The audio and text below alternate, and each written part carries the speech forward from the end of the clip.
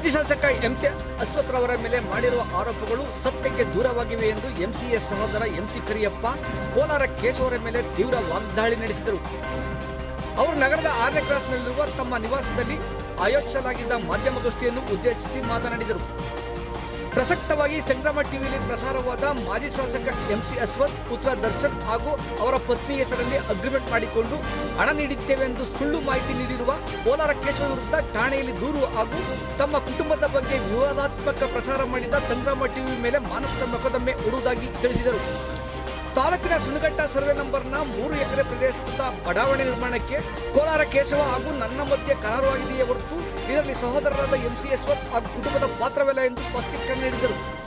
ಕೋಲಾರ ಕೇಶವ ಒಬ್ಬ 420 ಆತ ಹಣ ನೀಡಿದ್ದೇನೆಂದು ಹೇಳುತ್ತಾನೆ. ಆದರೆ ಆತ ನೀಡಿರುವ ಚೆಕ್ 2 ಬಾರಿ ಬೌನ್ಸ್ ಆಗಿದೆ.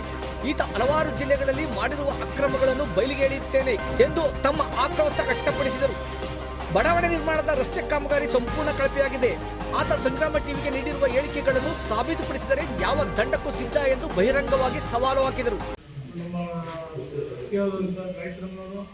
ನಮ್ಮ ಅಣ್ಣನವರಾದಂಥ ಆರೋಪಕ್ಕೆ ನಮ್ಮ ಸೃಷ್ಟಿಗಳನ್ನ ಕೊಡೋಕ್ಕೆ ಇವತ್ತು ಪತ್ರಿಕಾ ಮಾಧ್ಯಮಗಳನ್ನು ಕರೆದಿದ್ದೀನಿ.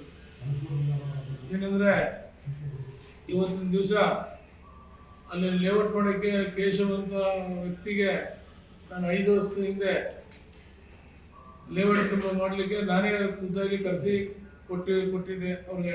ಲೇಔಟ್ ಮಾಡಪ್ಪ ನಿನಗೆ ಅಂತ. ಆ ಲೇಔಟಲ್ಲಿ ಕಳಪೆ ಕಾಮಗಾರಿ ಮಾಡಿ ಮಾಡಿರ್ತಕ್ಕಂಥ ಡಾಂಬರ್ ಕೆಲಸ, ಒಂದು ಪಾರ್ಕ್ ಬಿಟ್ಟರೆ ಏನೂ ಮಾಡಿರಲಿಲ್ಲ.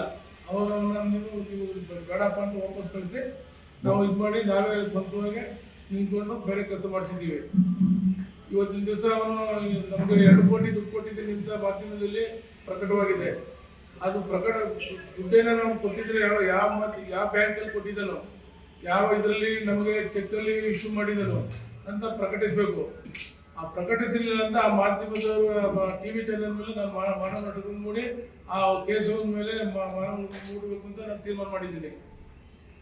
ಕೇಶವ್ ಅವರು ಕೋಲಾರದವರು, ಅವನು ಇದೇ ಒಂದೇ ದಂಧೆ. ಚಿಕ್ಕಬಳ್ಳಾಪುರದಲ್ಲಿ ಮೋಸ ಮಾಡೋನೆ, ಕೋಲಾರದಲ್ಲಿ ಮಾಡೋನೆ, ಹಾಸನದಲ್ಲಿ ಮಾಡೋನೆ. ನೀವು ಅವನ್ನ ವಿವರವಾಗಿ ಅವ್ರನ್ನ ದಾಖಲೆಗಳೆಲ್ಲ ಪ್ರಕಟಿಸ್ತೀನಿ.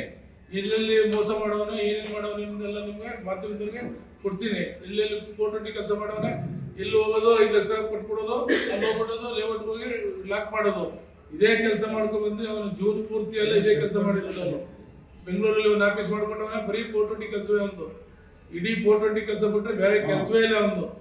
ಈಗ ನನಗೇನಾರ ಅವನು ಈಗ 2 ಕೋಟಿ ದುಡ್ಡು ಏನಾರ ಕೊಟ್ಟವನೇ ಅಂತ ನೀವು ಸಾಬೀತು ಮಾಡಿದ್ರೆ ನಾವು ಮಾಧ್ಯಮದವರು ಏನು ಹೇಳ್ತೀವಿ ನಾವು ಇದಾಗ್ತೀನಿ.